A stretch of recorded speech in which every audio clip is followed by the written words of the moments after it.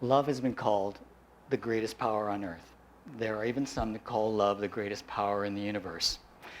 That's perhaps another question for another gathering, but if love is in fact the greatest anything, we do need to question whether or not we diminish love by simplifying it into a formula. We also need to question whether or not we ourselves are diminished by that same process. Not sure if I succeeded, but my purpose tonight was to provoke you to revisit your own understanding of love.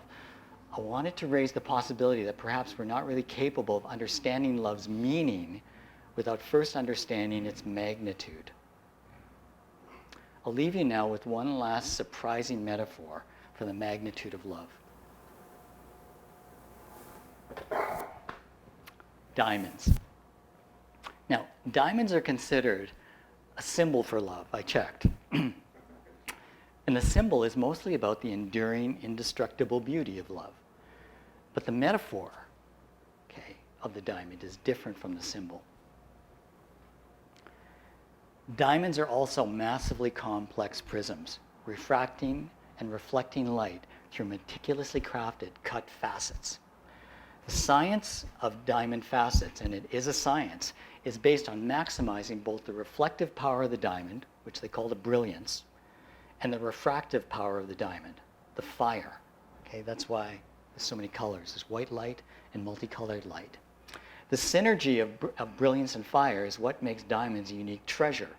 Each individual facet of a diamond is a separate reflective and refractive medium.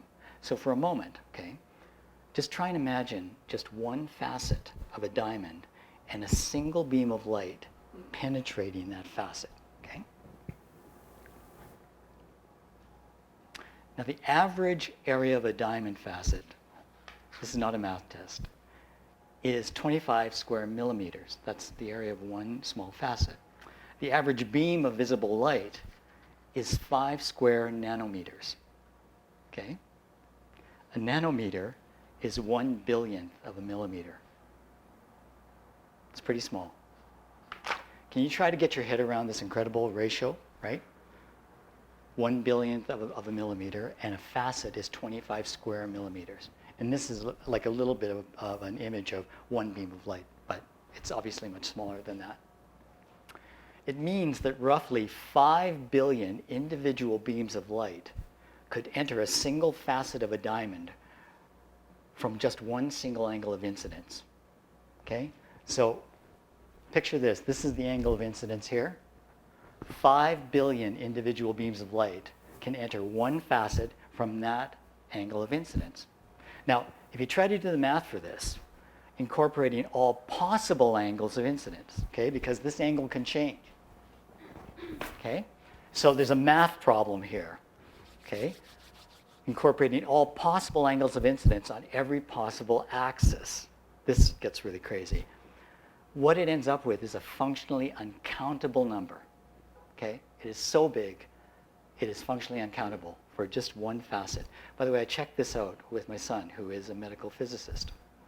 I thought about it, and I had a long conversation, and I checked this out, and this actually is true. These uncountable light beams, would then be refracted and hence multiplied by at least a factor of 7, which is the number of colors in the visible spectrum. The refracted light then exits through other facets of the diamond as new multicolored beams of light. This exit results in an even bigger uncountable number of beams.